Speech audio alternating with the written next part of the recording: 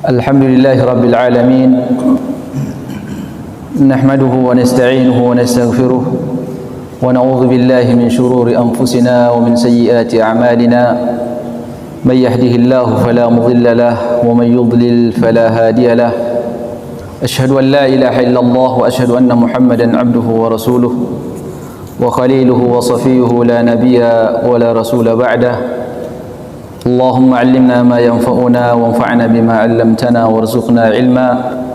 Rabbi shrah li sadri wa yassir li amri wahlul 'uqdatam min lisani yafqahu qawli. Thumma amma ba'd.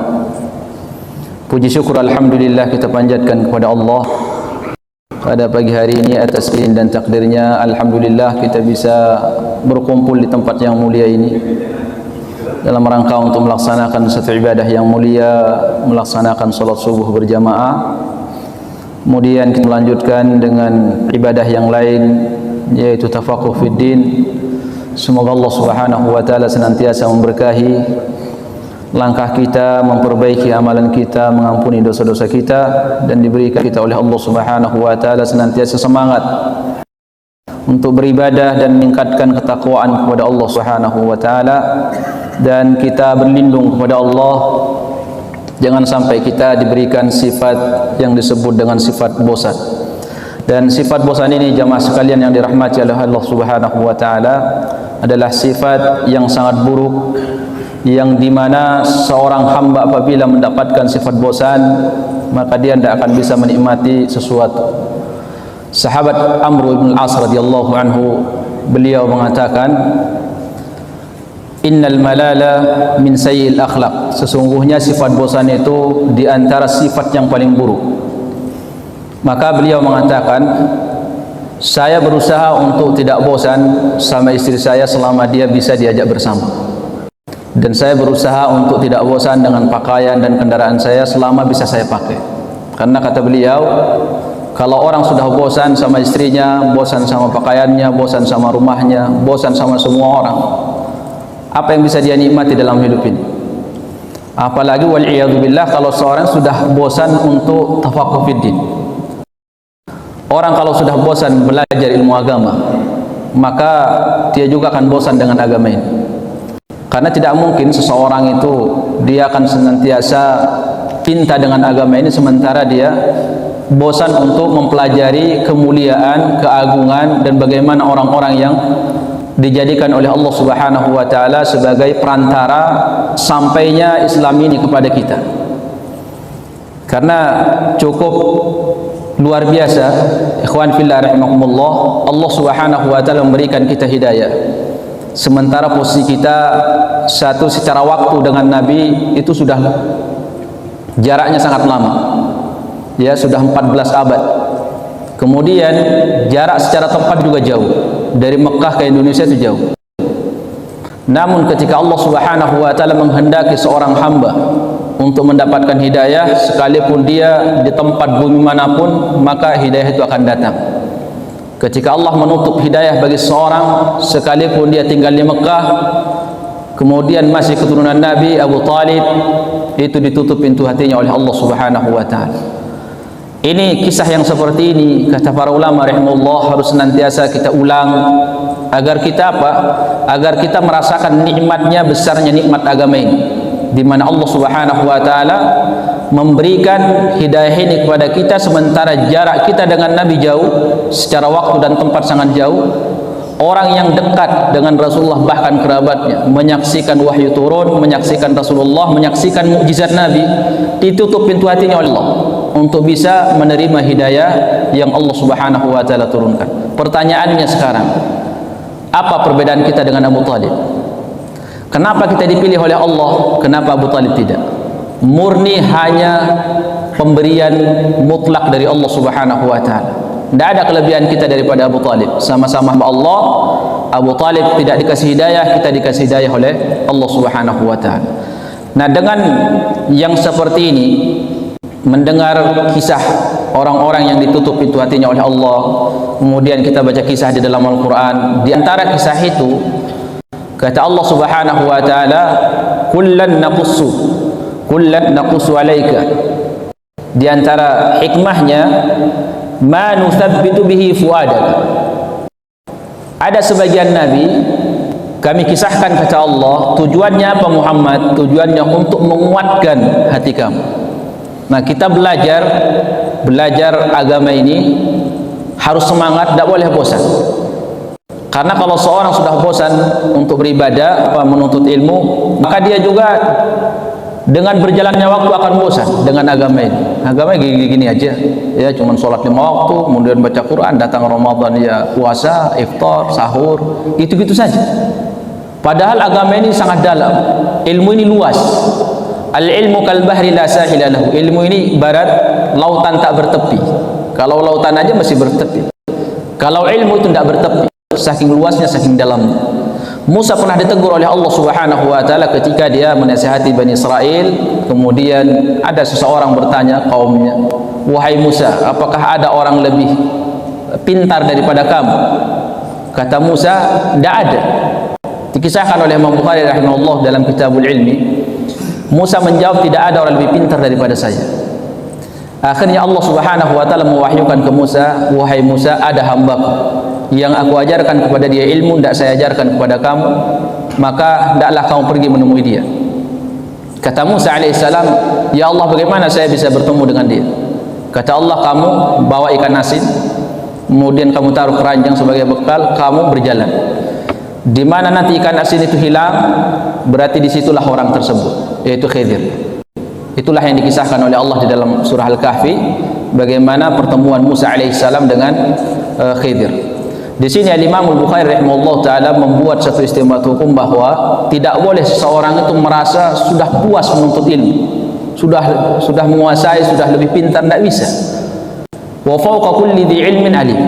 Setiap kali kamu pintar, maka ada orang yang lebih pintar daripada kamu. Sehingga apa? Sehingga tidak ada namanya bosan menuntut ilmu. Tidak boleh seorang bosan.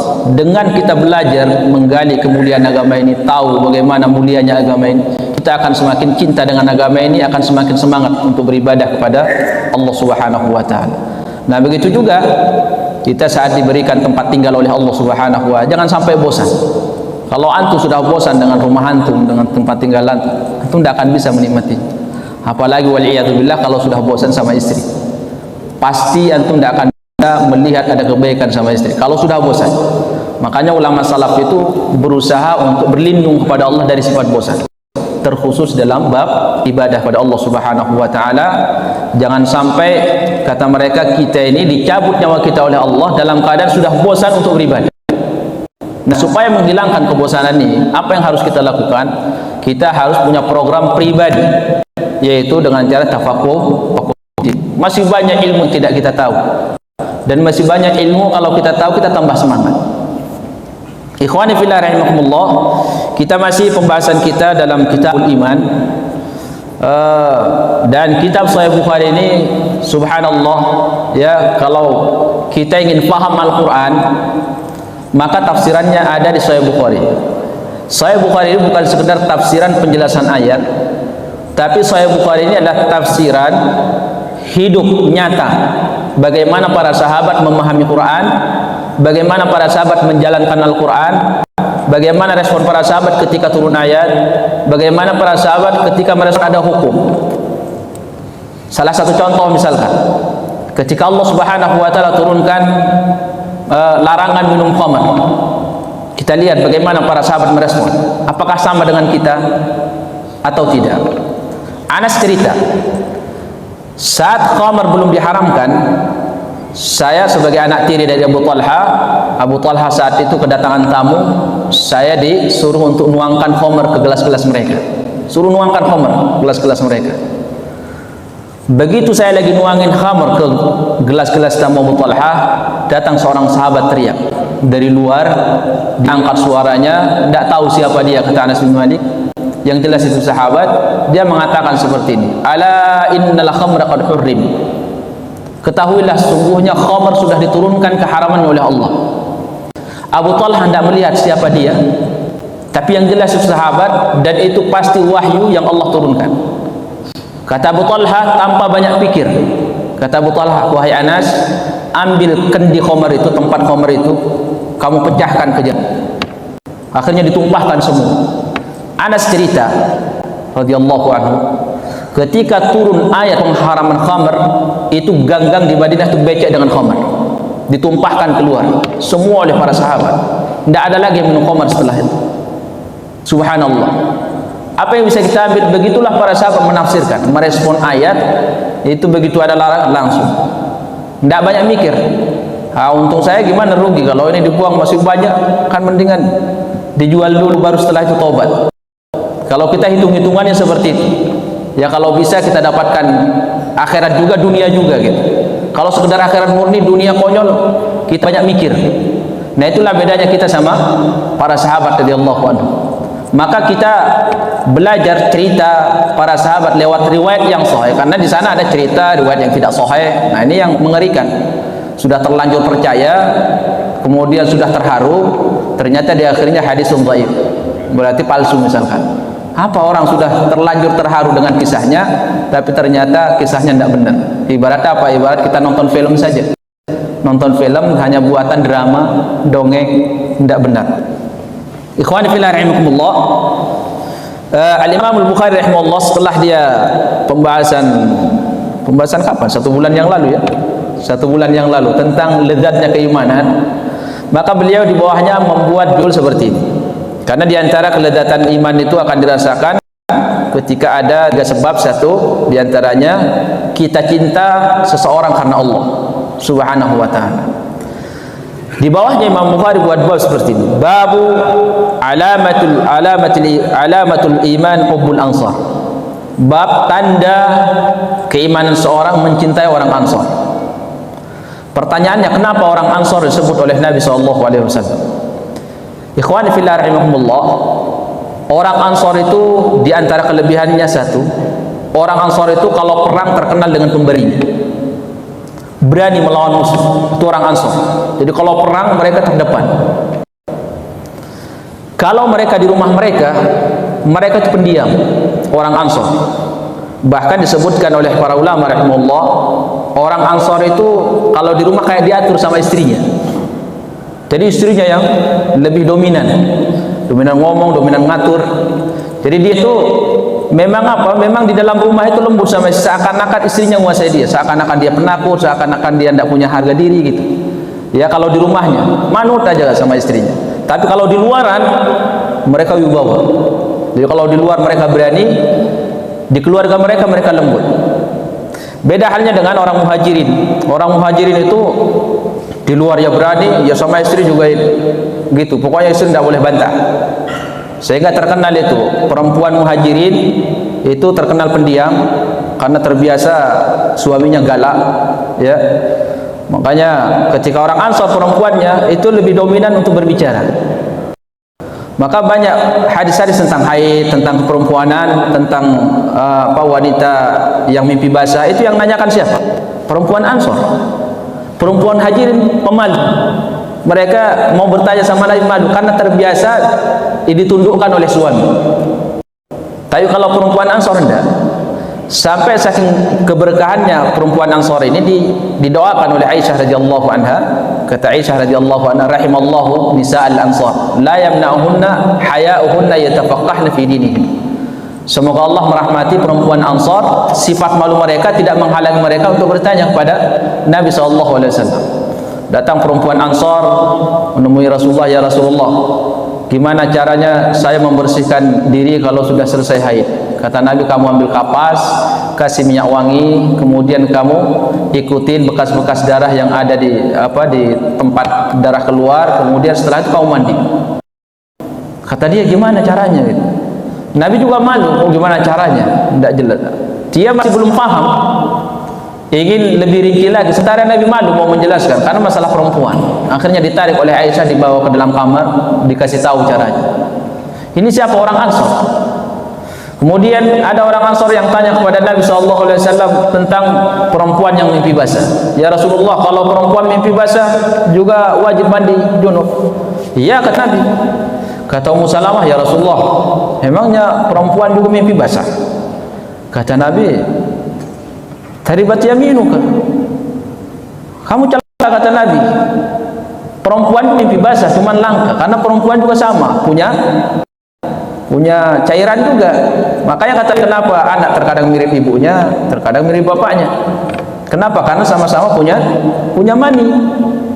Mereka juga mimpi basah, cuman yang banyak dominan mimpi basah itu kaum laki-laki.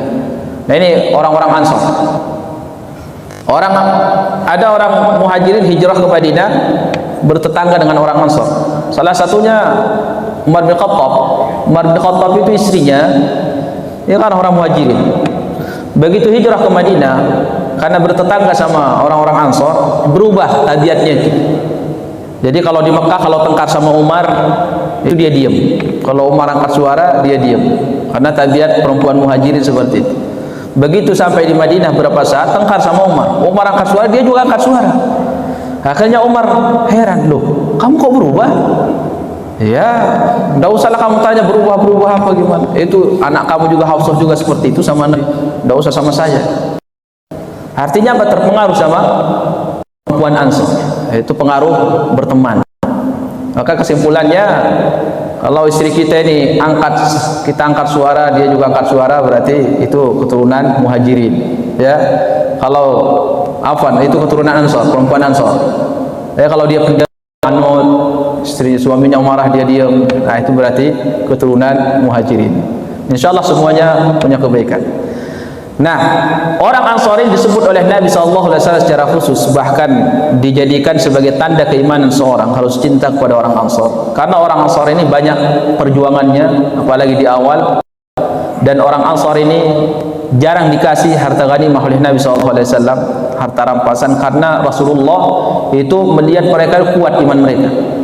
Ketika terjadi perang Hunain, itu banyak harta rampasan. Bahkan dari sekian peperangan yang dilakukan oleh Nabi, itu yang banyak harta rampasan didapatkan di perang Hunain. Siapa yang diberikan oleh Nabi harta rampasan itu? Hanya orang-orang yang baru masuk Islam. Habis bin Al-Aqra, kemudian Muawiyah bin Abi Sufyan, kemudian Abu Sufyan juga, kemudian orang-orang yang baru masuk Islam ketika pembebasan kota Mekah itu dikasih banyak-banyak oleh Nabi. Muawiyah dikasih 40 ekor onta sama sekian kilogram emas. Kemudian Habis bin Al-Aqra dikasih oleh Nabi 1 lembah kambing.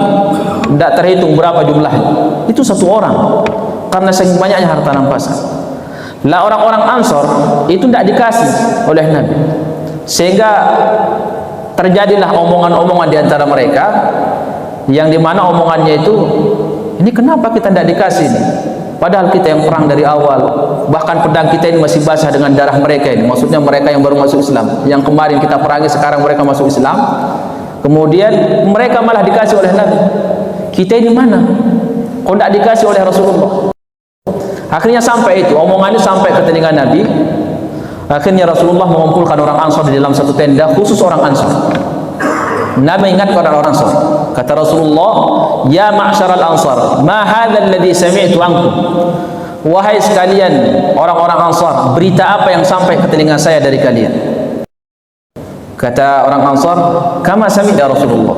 Berita itu benar ya Rasulullah, tapi yang ngomong itu cuman ya orang-orang yang bawahan lah di kalangan kami, bukan pembesar Ansar ya Rasulullah.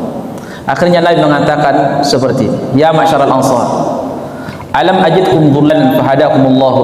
Bukankah kalian dulu orang tersesat, kemudian Allah kasih hidayah kalian lewat saya? Alam ajidkum, kata Nabi, ailan fa'agnakumullahu bi. Bukankah kalian orang miskin kemudian sekarang dikayakan oleh Allah? Bukankah kalian dulu itu orang yang bercerai-berai, kemudian suku Aus dan Khazraj itu saling tengkar, saling perang, kemudian Allah satukan kalian lewat saya, kata Nabi. Semua orang Ansar mengatakan aman, aman, aman. Aman itu maksudnya Allah dan Rasulnya lebih banyak pemberiannya daripada kami.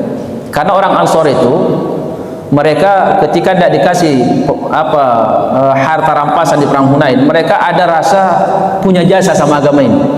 Nah, penyakit itu mau dibunuh oleh Nabi.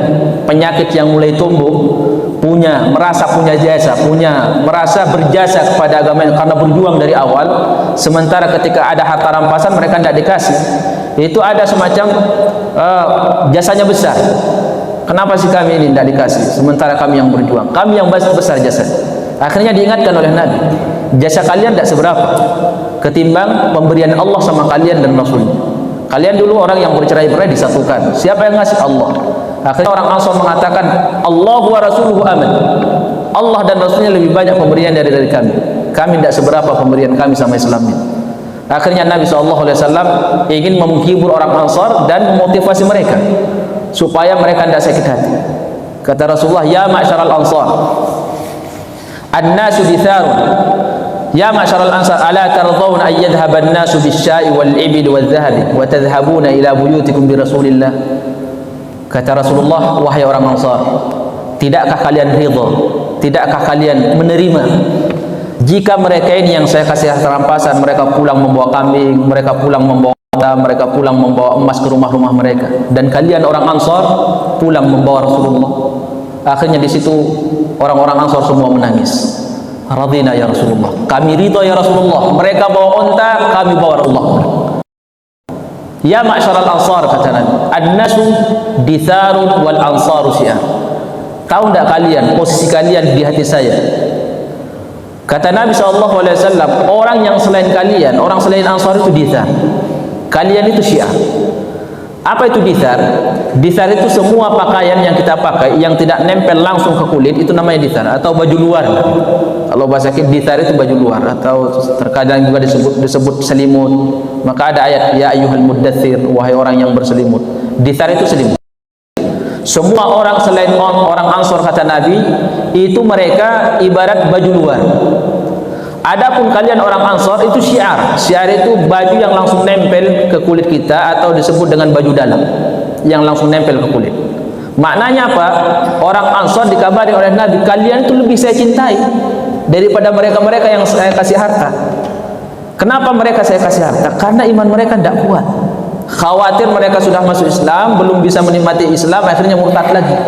Adapun kalian, saya sudah yakin, saya senang sama kalian, saya cinta sama kalian. Makanya saya tidak kasih, karena kalian itu butuh harta sudah untuk menguatkan iman. Kalau mereka baru masuk Islam. Akhirnya orang Ansar saat itu menangis mereka.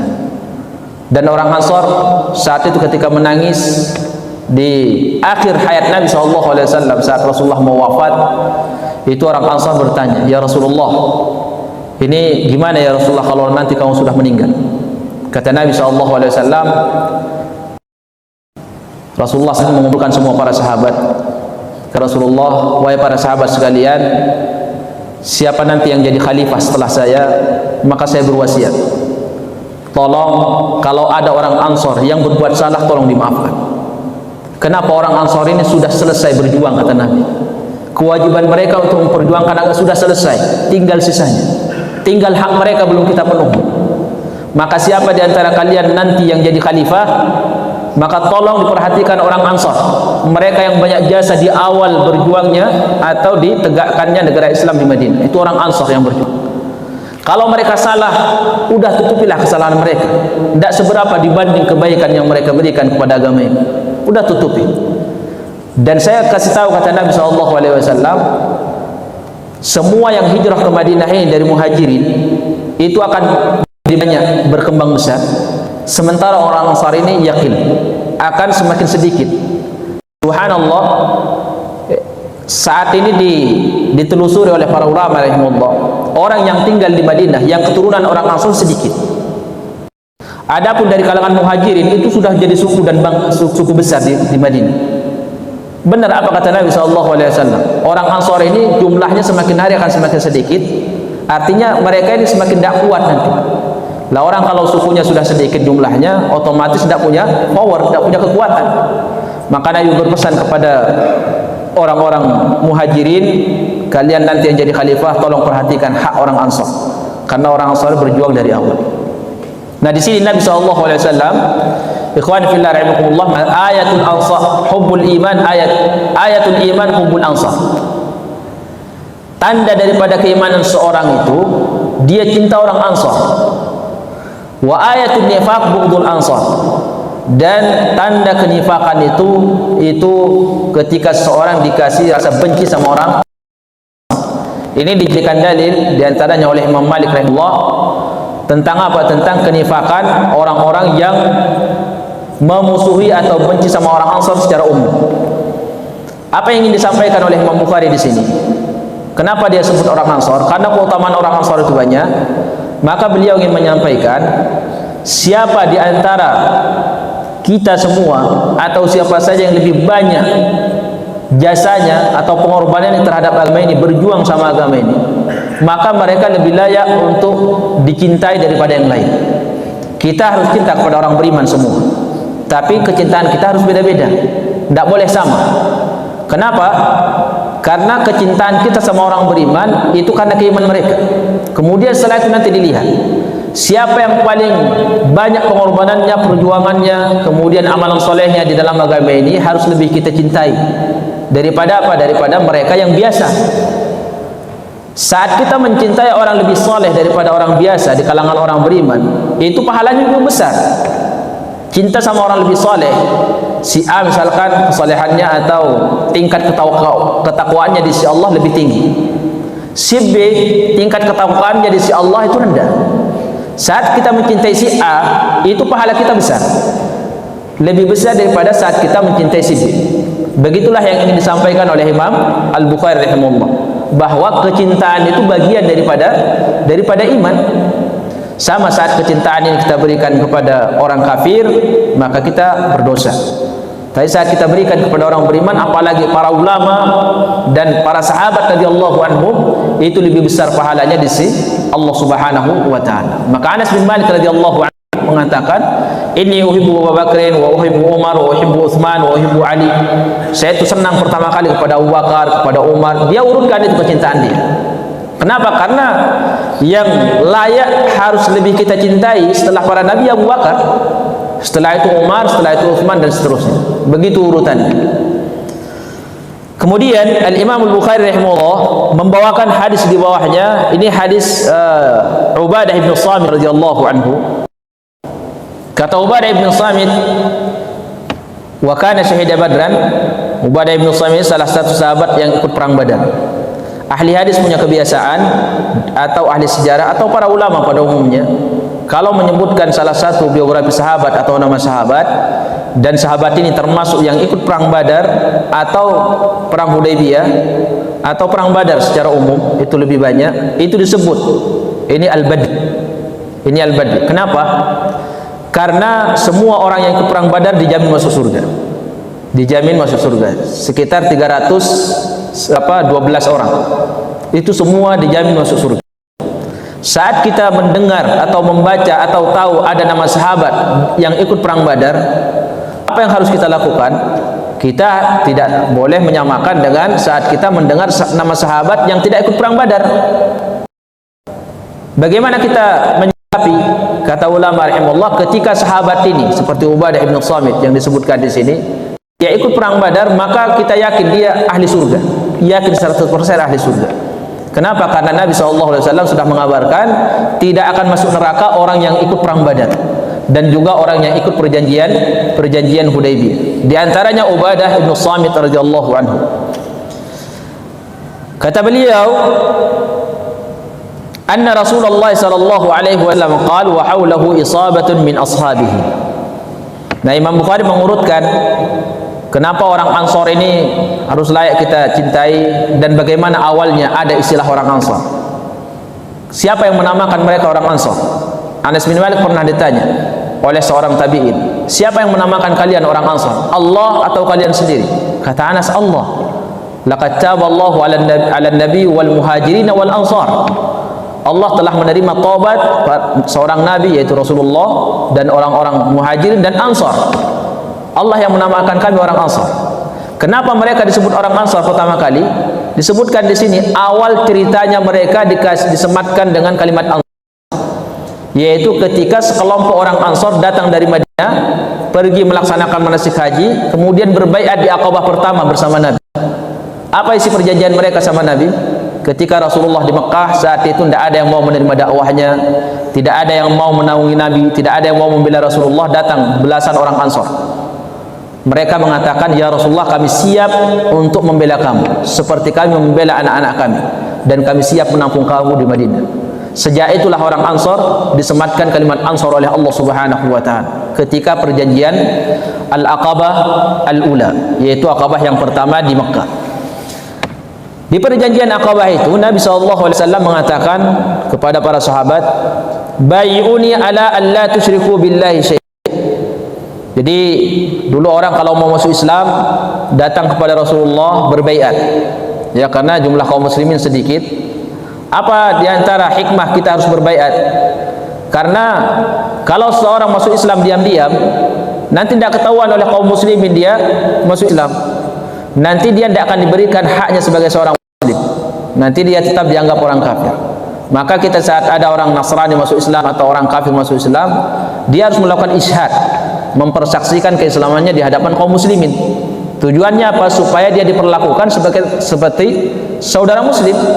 Kalau dia masuk Islam diam-diam, nanti kaum muslimin menganggap dia orang kafir. Saat wafat, nanti tidak dikuburin, tidak disolatkan, tidak dikafani, ya, tidak didoakan. Tapi kalau dia sudah ketahuan dia sudah masuk Islam, saat dia wafat, haknya dikasih, dikafani dia, diurus jenazahnya, disolatin, diantar ke kuburan, dikubur di kuburan kaum muslimin. Nah, di zaman Nabi SAW, sahabat-sahabat yang mau masuk Islam itu datang ke Madinah baiat. Nah, isi baiat Nabi SAW di sini diantaranya disebutkan, kata Rasulullah kepada orang-orang Ansar yang mau berbaiat di Aqabah pertama, "Bai'uni ala an la tusyriku billahi syai'an." Berbaiatlah kalian kepada saya, kata Nabi, satu, untuk tidak melakukan kesyirikan lagi. Isi baiat pertama. Kemudian yang kedua, wala tasriku, dan kalian harus berbaiat untuk tidak mencuri. Wala taznu, dan berbaiat untuk tidak berzina lagi. Wala taqtulu auladakum, dan kalian berbaiat untuk tidak lagi membunuh anak kalian hidup-hidup. Kita semua tahu sejarahnya bangsa Quraisy atau bangsa Arab pada umumnya, mereka membunuh anak perempuan mereka hidup-hidup, sampai dikisahkan oleh Allah di dalam Al-Quran. La ta'tu bi buhtanin taftarunahu baina aydikum wa arjulikum, dan jangan kalian memberikan tuduhan dusta atau menuduh orang berbuat zina tanpa alasan yang benar, tanpa bukti yang nyata. Nanti kalian akan mendapatkan dosa besar. Wala ta'su fi ma'ruf, dan jangan kalian bermaksiat di dalam hal yang ma'ruf. Kata Nabi SAW di sini, "Faman wafa minkum fa ajruhu 'ala Allah." Siapa yang isi baiatnya ini dia tepati, maka dijanjikan pahala oleh Allah Subhanahu wa taala. Wa man asaba min dzalika syai'an, dan barang siapa yang terjatuh melanggar isi perjanjiannya, maknanya dia mungkin terjatuh dalam perbuatan pencurian atau perzinahan, atau dia keluar dari agama. Kata Rasulullah, "Wa man asaba min dzalika syai'an fa uqiba fid dunya fa huwa kaffaratun lah." Barang siapa yang melanggar hukum had yang tadi disebutkan, zina, kemudian mencuri, kemudian dikasih sanksi waktu di dunia, maka kata Nabi sanksinya itu jadi penebus dosa dia. Jadi di sini Nabi mengabarkan, bahkan salah satu ulama besar Al-Imam Syafi'i rahimahullah taala, kalau tidak salah, beliau mengatakan, sebelum saya tahu hadis ini, saya tidak pernah mengira kalau orang yang dikasih hukuman had itu akan menghapuskan dosa dia. Tapi begitu dia baca hadis ini, dia mengatakan, saya baru tahu ternyata orang yang dikasih hukuman had itu dia akan menghapus dosa pelanggaran dia. Apa itu hukuman had? Hukuman yang ditetapkan oleh Allah Subhanahu wa taala, ada hukuman tertentu. Contoh zina.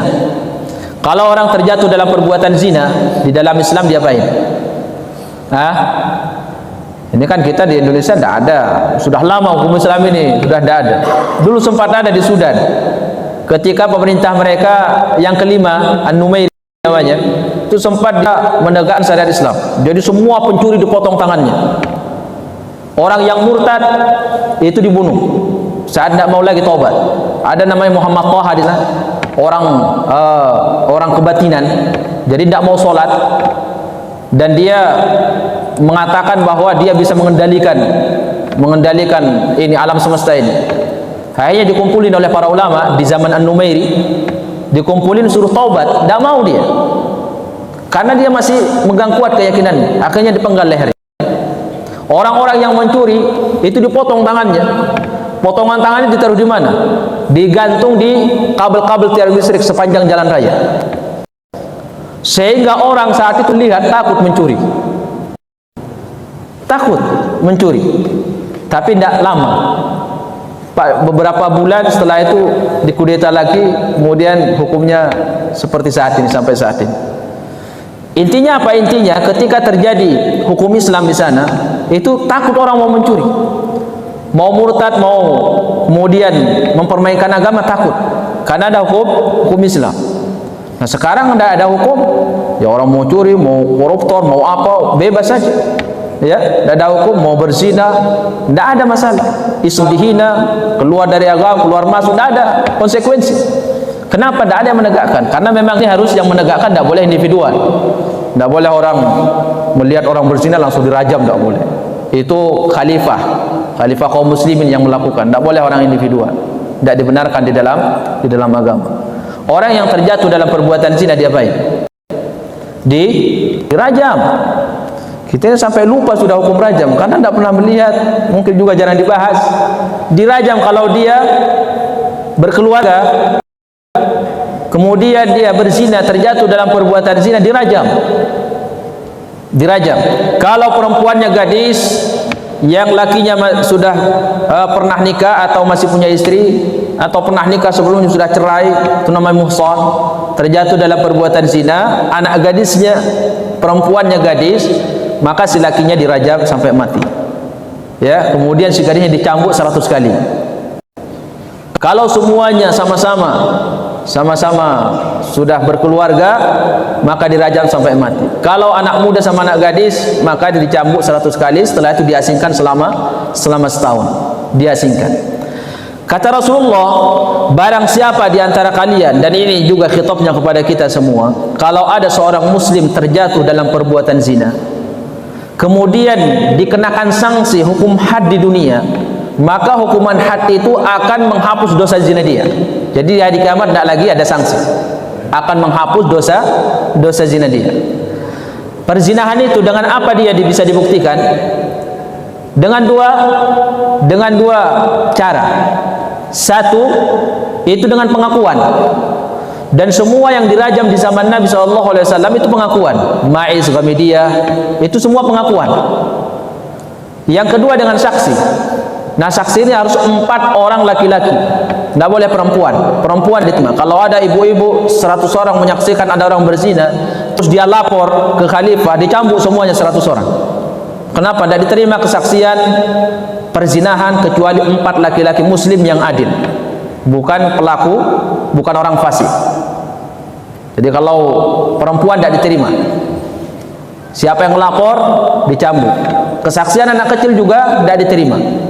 Di zaman Umar radhiyallahu anhu ada yang memberikan kesaksian si fulan berzina, dipanggil 4 saksi itu oleh Umar.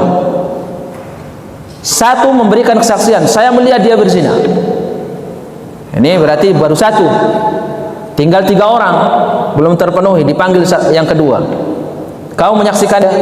Tidak, saya cuma melihat ada bayangan, saya tidak tahu ngapain mereka. Kata Umar, mundur. Yang ketiga sama, saya cuma lihat bayangan. Yang keempat sama. Tiga-tiganya itu semua mereka mengatakan bahwa saya cuma melihat bayangan, tidak memastikan. Akhirnya mereka ini disuruh pulang oleh Umar, satu dicambuk. Kenapa? Menuduh orang muslim berzina. Jadi kalau orang memberikan kesaksian si fulan berzina, dia angkat masalah khalifah, kemudian dia tidak punya teman, cuman sendirian, dia dicambuk 100 kali. Jadi harus 4 orang dan harus melihat secara langsung. Makanya sampai saat ini tidak ditemukan sejarahnya orang yang berzina itu dihukum rajam karena kesaksian, karena memang sulit. Rata-rata itu berdasarkan pengakuan. Orang di zaman Nabi itu pengakuan. Ma'iz datang, ya Rasulullah bersihkan saya. Luar biasa ya para sahabat itu menerima Islam ini secara totalitas, luar biasa. Dia tahu mau dirajam sampai mati, datang. Sampai ketika Ma'iz datang kepada Rasulullah, dia mengatakan, ya Rasulullah bersihkan saya. Kamu ngapain? Kata Nabi. Saya berzina ya Rasulullah. Mungkin kamu cuma peluan, kata Nabi. Tidak ya Rasulullah, saya berzina. Sampai Nabi itu memalingkan wajahnya, karena Nabi tidak kepingin mendengar ada laporan seperti itu. Sampai dia lagi ikutin Rasulullah, ya Rasulullah, saya benar-benar berzina ya Rasulullah, saya bukan sekedar peluang. Mungkin kamu sekedar ciuman, kata Nabi. Enggak ya Rasulullah. Sampai Nabi bertanya seperti, kamu benar-benar berzina seperti timba masuk sumur? Itu bahasa kinayah, seperti timba masuk sumur? Iya ya Rasulullah. Udah rajam dia, dirajam, mati. Nah, hukuman rajam ini akan menghapus dosa dia, dosa zinanya saja. Pertanyaannya, gimana kalau ada orang berzina saat ini sementara tidak ada hukum rajam? Apa yang harus dia lakukan? Taubat kepada Allah, taubatan nasuha. Dia tutup dirinya, jangan diceritakan. Taubat kepada Allah karena tidak ada hukum. Kalau dia taubat nasuha, tidak ada yang tidak diampuni oleh Allah. Yang penting dia taubat bersungguh-sungguh. Begitu juga orang yang mencuri. Orang yang mencuri dipotong tangan kanannya, di sini dipotong. Kalau dia mencuri, dipotong tangannya. Berapa kadarnya? Rubu dinar. Rubu dinar itu 1 gram emas. Jadi kalau dihitung 1 gram emas sekarang 1 juta mungkin ya, 1.500.000 ada. Jadi kalau orang mencuri 1.500.000 atau 1,5 juta sudah dipotong tangannya dalam Islam.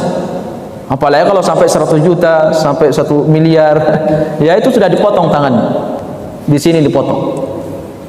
Tujuannya untuk menghapus dosa dia, dosa pencuriannya.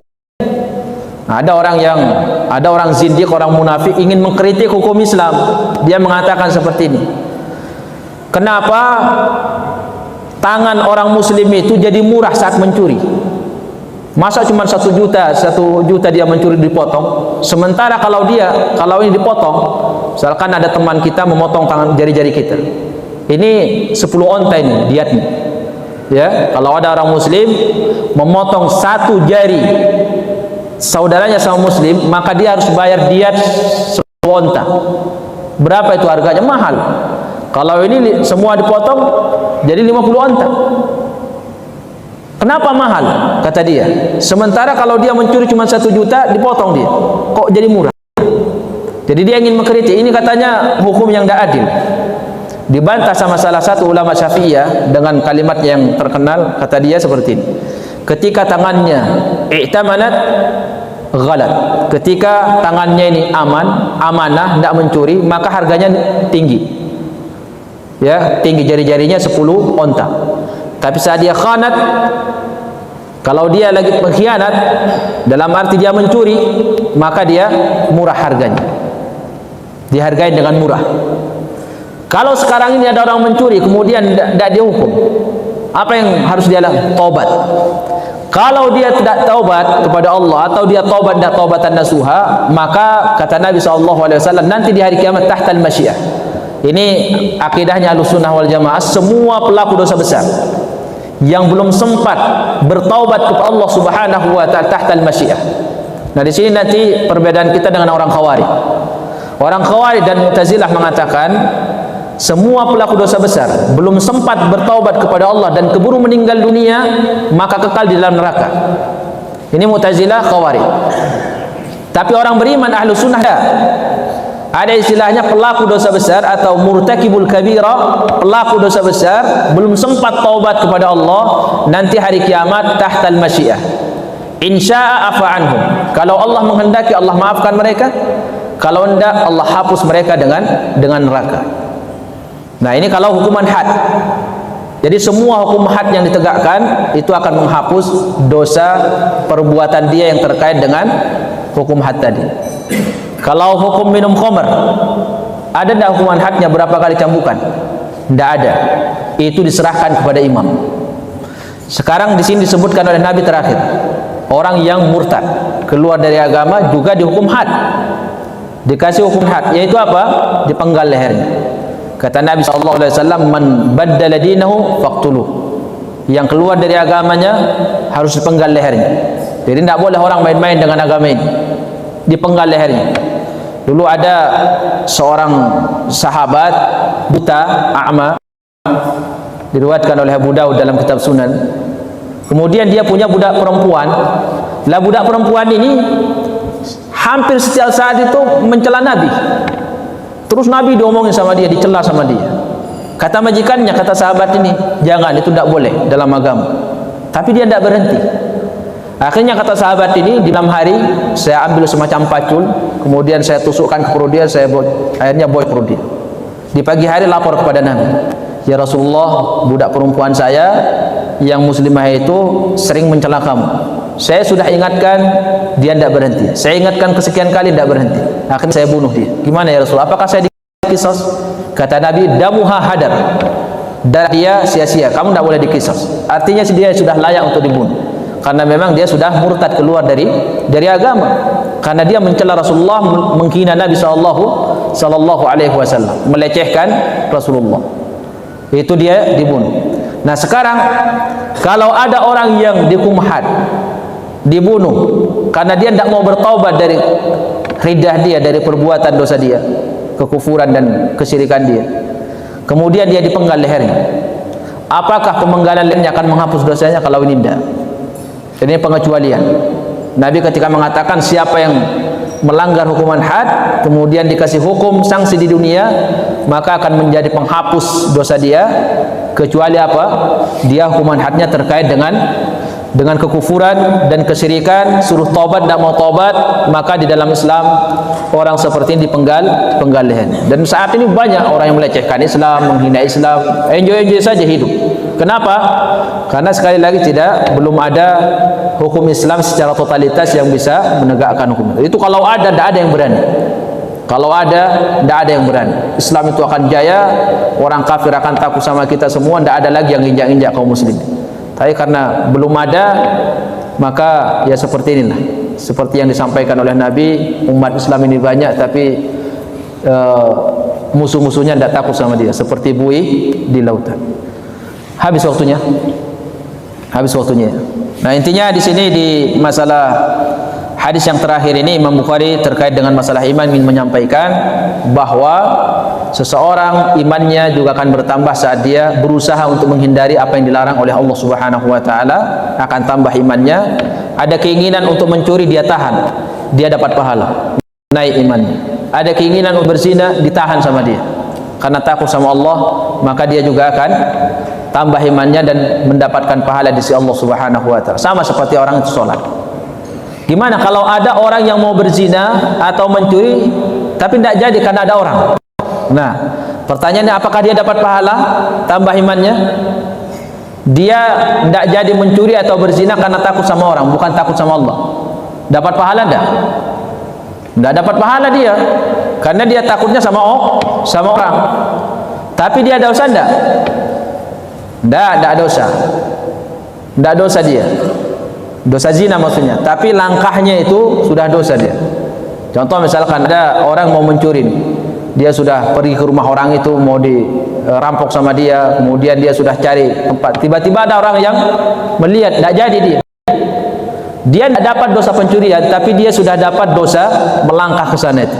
Dia melangkah ke sana. Beda halnya dengan lintasan hati. Ada lintasan hati di mana dia tidak dihisap oleh Allah. Lintasan hati itu ada keinginan mencuri, tiba-tiba istighfar, astagfirullah. Ya, ada keinginan berzina, tiba-tiba langsung istighfar. Nah ini itu tidak dapat dosa dia, karena namanya khawatir, lintasan hati.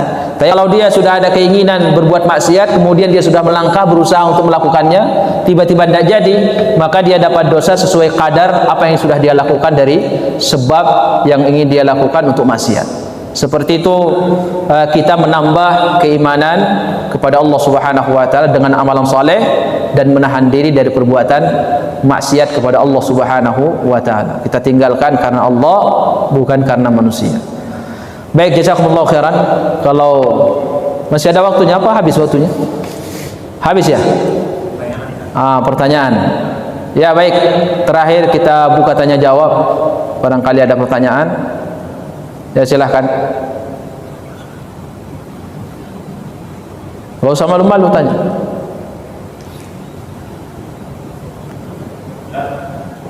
Ya. الحجرة رحلة هادينا حمل الإسلام لنا دينا الحجرة رحلة هادينا. Ya, fadhal. Kenapa?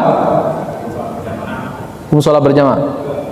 Terutama sholat Jumat, di mana kalau sholat berjamaah sholatnya itu terputus oleh pihak atau ini masjid sampai ke belakang. Sementara mereka itu belum penuh sholatnya, sebagian luar masih ada tidak dalam terus dengan pihak sama masjid itu dia masuk sholat jamaah atau tidak? Baik. Terkait dengan kerapatan shaf itu kesempurnaan. Makanya Nabi SAW mengatakan sawwu sufufahum fa inna taswiyatas sufuf min tamamis shalah. Kesempurnaan shaf ini, kelurusnya shaf, kemudian rapatnya shaf, itu apa? Kesempurnaan sholat berjamaah. Pahala kita semakin sempurna.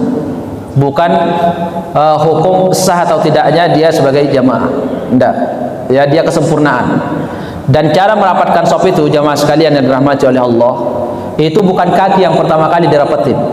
Makanya Imam Bukhari meriwayatkan di dalam kitab shalah, itu Anas bin Malik cerita, ketika Rasulullah mengatur shaf-shaf kami, maka kami yang pertama itu kami yang rapatin itu bahu. Jadi bahu dulu dirapatin. Karena bahu ini sudah rapatin, kaki juga sudah rapat.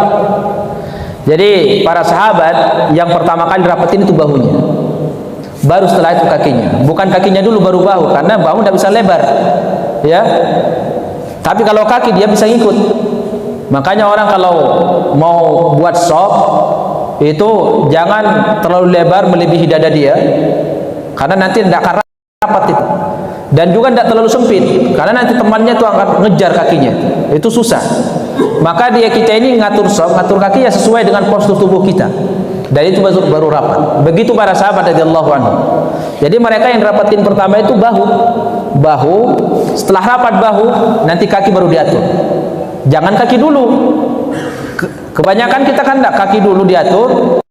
Udah rapat sudah kakinya ini. Rapat. Bahu enggak rapat. Ini belum sempurna. Karena kata Anas, kami kalau ngatur shaf, tempel bahu kami dengan bahu teman, baru setelah itu kaki sama kaki. Nah, itu rapat, itu bagus. Dan rasanya pengaruhnya juga sama hati enak. Ya kan, kalau rapat teman kita di samping, apalagi musim dingin, itu enak rapat-rapatan. Itu pengaruhnya sama hati luar biasa. Apalagi kalau kita ini misalkan sama teman tidak tegur sapa lama ini, tidak tegur sapa lama. Misalkan sudah 1 bulan, tiba-tiba sholat di samping kita, rapat shafnya, itu ada rasanya. Masa kayaknya dia sudah mau damai gitu, ada rasanya. Tapi kalau dia merenggangkan, kayak kenapa dia? Itu ada pengaruhnya sama hati.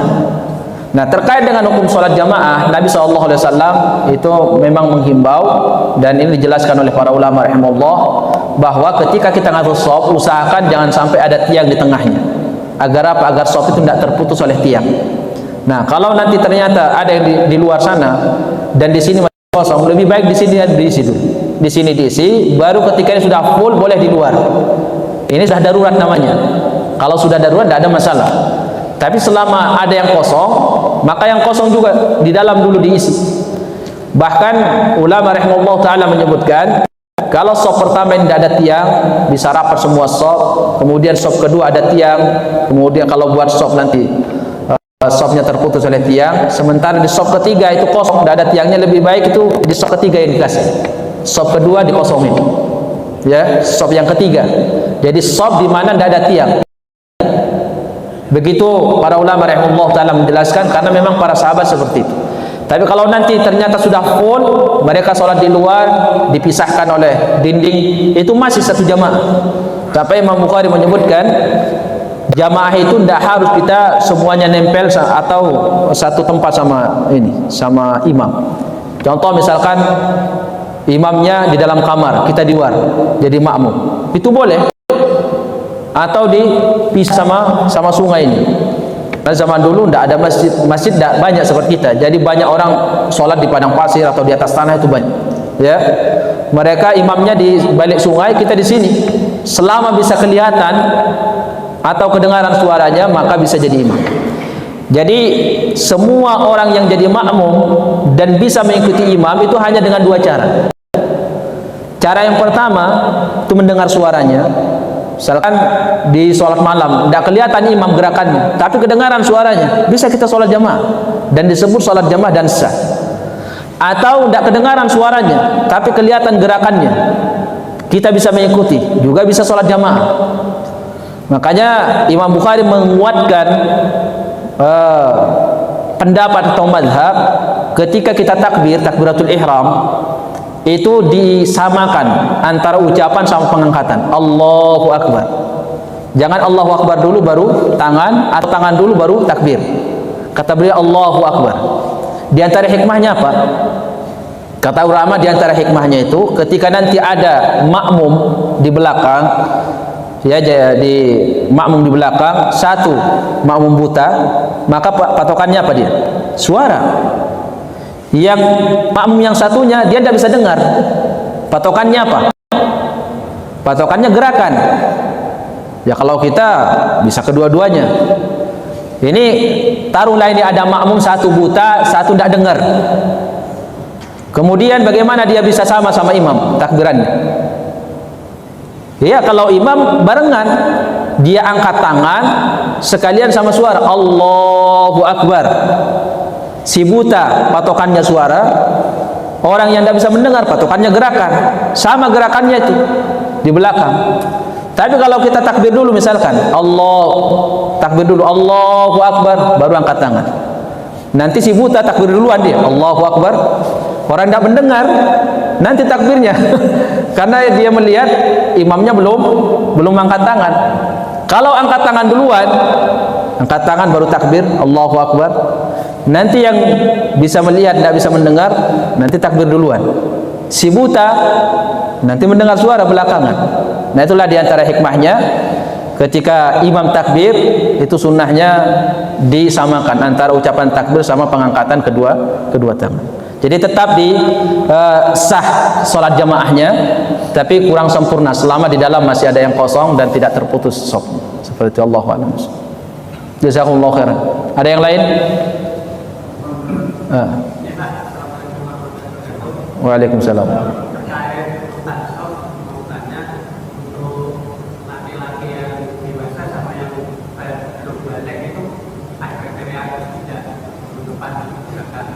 Oh, untuk baik. Untuk yang kedua, Pak, untuk misalkan yang masjid lantai 2 atau 3 terus kita tidak bisa melihat langsung imamnya, terus suara juga, tapi kalau sekarang ada suara sosial itu kalau tampilan TV di atas itu kira-kira ya. Baik. Terkait dengan anak kecil, apakah dia punya hak untuk di saf depan atau belakang atau gimana? Tidak ada, selama dia bisa. Cuma anak kecil ini selama dia bisa mengikuti gerakan sholat, ya gerakan sholat, dia punya hak. Misalkan duluan dia di saf depan, udah di saf depan. Tidak ada istilahnya itu di belakang imam harus misalkan dekat masjid, misalkan ya. Kan ada sebagian masjid harus dekat masjid. Padahal dekat masjidnya belakangan datang. Tunda, yang pertama datang punya hak di saf pertama. Karena Nabi SAW memotivasi kita datang pertama untuk menduduki saf pertama. Kata Rasulullah, "Lau ta'lamuna ma fis saffil awwal, thumma lam tajidu illa an tastawi lastahmu alaihi."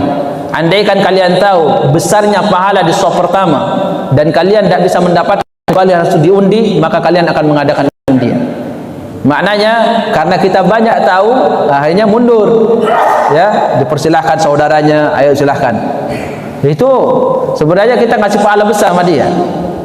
Ya, afdalnya ya kita yang maju. Siapa yang duluan datang, sekalipun anak kecil, dia berhak. Selama syaratnya itu tadi, anak kecil itu bisa mengikuti sholat berjamaah. Tapi kalau dia main-main baru takbir keluar, nah ini kata ulama jangan. Ini dia akan merusak sholat. Kemudian pertanyaan yang kedua, gimana kalau di lantai pertama, lantai berapa itu? Lantai ketiga misalkan tidak kedengaran suara imam, juga tidak kelihatan. Rasulullah itu pernah sholat di atas mimbar karena sama ini anak mimbarnya berapa ini? Ini 4 ada. Nabi yang mimbarnya 3 ya. Rasulullah itu pernah sholat zuhur, Nabi itu naik ke itu apa itu anak tangga yang ketiga itu. Nabi sholat, Allahu Akbar. Ketika ruku masih di atas, takbir masih di atas. Saat masih sujud, pas mau sujud Nabi turun, mundur ke belakang, turun di lantai. Karena tidak mungkin sujud di atas mimbar, ya jatuh. Nah setelah selesai sholat, Nabi mengatakan seperti ini. Setelah selesai sholat zuhur, Rasulullah mengatakan, saya lakukan ini agar kalian melihat persis bagaimana saya sholat, dan orang yang di belakang kalian itu bisa melihat kalian. Nah di situ dijadikan istimbat bahwa ketika ada makmum paling belakang tidak bisa dengar suara imam, juga tidak bisa melihat imam, dia mengikuti makmum di depannya selama bisa mengikuti. Nah, alhamdulillah kalau ada layar itu lebih enak lagi malahan. insya Allah, dan itu sah. Intinya patokannya itu selama gerakan imam bisa diikuti. Cuman di zaman dulu hanya ada dua, melihat dan suara. Kalau sekarang alhamdulillah dengan diberikan kemudahan oleh Allah, tentunya tambah lagi dengan layar, ya, itu sah. Tapi jangan ikut sholat jamaah di Mekah, Pak. Nanti lihat ini ya kan, terus sholat duhur di sana, sholat duhur, sholat apa? Sholat maghrib kita di situ. Itu tidak boleh kalau itu, karena kita beda waktu ya, sekalipun layar. Nah, Allahu a'lam bishawab. Ada ya? Saya Ustaz, Ya. kalau lagi sholat jamaah ada makmum yang pas sujud atau ini doanya kedengar kanan kirinya, hukumnya apa? Ya, terkait ada yang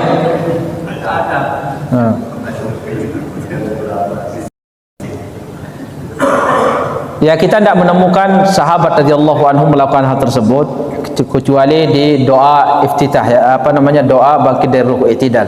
Dulu ada seorang sahabat ketika masuk dia langsung baca doa i'tidal bangkit dari ruku'. Dia mengatakan alhamdulillah rabbana walakal hamdu hamdan katsiran thayyiban mubarakan fi. Itu dia kerasin suaranya. Akhirnya setelah selesai salat Nabi tanya, siapa tadi suaranya yang baca? Saya ya Rasulullah, kata dia. Ini doa dari dia sendiri, dia yang rangkai dan dibenarkan oleh Nabi. Ini namanya sunnah takririyah. Rasulullah mengatakan, saya melihat sekian belas malaikat yang berlomba-lomba ingin mencatat pahalanya. Artinya apa? Artinya ini dibenarkan oleh Nabi SAW. Cuman di waktu i'tidal, bangkit dari ruku, dia besarkan suara. Sahabat yang lain tidak ada yang melakukan. Intinya cuman kisah ini. Secara kebolehan, ya boleh-boleh saja. Secara kebolehan boleh-boleh saja, karena sahabat tidak ditegur oleh Nabi. Kenapa tidak ditegur? Berarti boleh. Kalau ini tidak boleh, maka Nabi mengatakan la ta'ud, seperti yang dilakukan oleh Abu Bakar. Abu Bakar itu karena takut ketinggalan, dia masuk ke Masjid Nabawi, kemudian dia dapatkan Rasulullah dan para sahabat posisi ruku. Lah takut ketinggalan rakaatnya, di pintu sudah mulai ruku dia. Ruku kemudian jalan ke shaf. Ya, sampai kedengaran suara kakinya itu depuk kedengaran oleh Rasulullah. Selesai salat Nabi mengatakan, suara apa tadi? Suara kaki siapa? Kayak keburu-buru. Kata saya, ya Rasulullah. Kamu ngapain? Kata Nabi. Ya, saya takut ketinggalan karena saya masuk ke sini, saya lihat Rasulullah dan para sahabat sudah posisi ruku. Akhirnya saya belum sampai ke shaf, di pintu sudah ruku, saya jalan. Ya, jalan posisi ruku. Supaya apa? Supaya dapat rakaatnya, kata. Kata Nabi, zadakallahu hirsan wala ta'ud. Semoga Allah menambahkan kepadamu semangat beramal soleh, tapi yang seperti itu jangan diulangi. Berarti diingkari oleh Nabi. Nah, sahabat yang ini tidak diingkari. Berarti secara hukum asal boleh-boleh saja, karena ada sahabat yang melakukan. Cuman kalau itu mengganggu, mungkin itu kaitannya sama yang di sebelah saja, Pak. Ya, kalau memang nanti sebelahnya nanti takut marah, yaitu urusannya secara hukum tidak ada masalah. Karena kalau itu diingkari, pasti Nabi mengatakan juga la ta'ud, jangan diulang, seperti yang dilakukan sampaikan oleh Nabi ke Abu Bakar.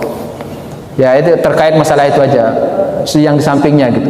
Kalau mengganggu ya, kalau bisa dipelanin lah suaranya. Iya, dipelanin aja, enak, lebih enak. Tapi ada itu terakhir. Antum mau tanya tadi? Waalaikumsalam.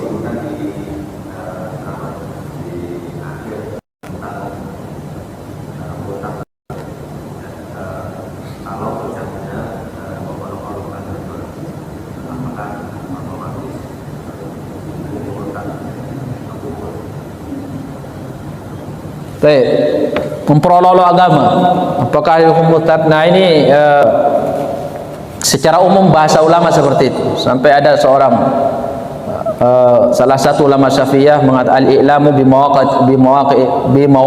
bi qawatil Islam. Ya, jadi perkara-perkara yang membuat seorang keluar dari agama. Salah satunya memperolok. Nah, cuman memperolok ini untuk nakarnya seperti apa? Ini dikembalikan kepada para ulama rahimahullah, karena mereka yang menguasai dalil. Kalau kita kan tidak menguasai, jadi dikhawatirkan kita menganggap ini sudah keluar dari agama, ternyata belum, atau kita mengatakan belum, ternyata sudah keluar. Jadi itu semua dikembalikan kepada para ulama. Yang jelas memperolok-olok agama itu bagian daripada seorang keluar dari agama, dan itu Allah tegaskan sendiri di dalam Al-Quran surah Taubah, qul billahi wa ayatihi wa rasulihi kuntum tastahzi'un la ta'tadiru qad kafartum ba'da imanikum.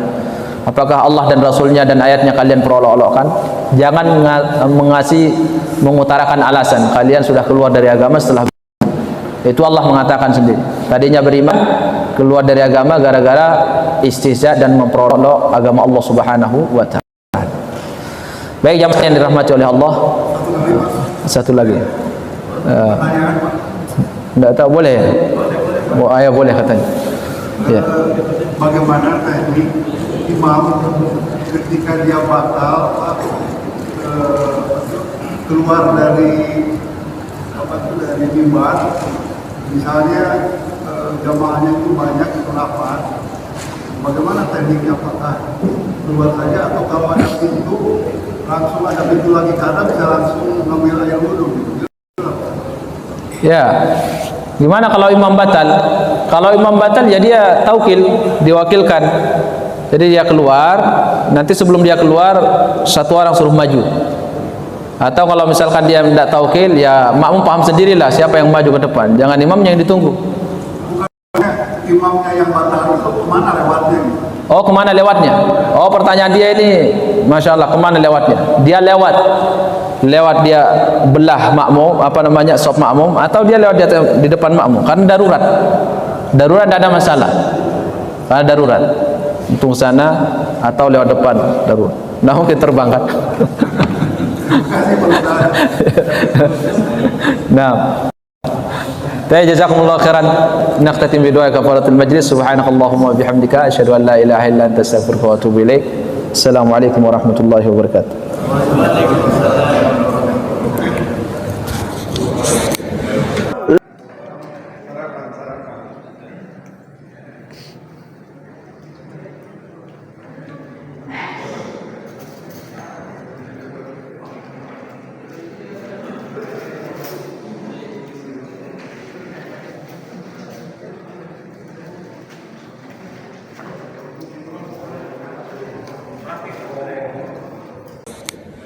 La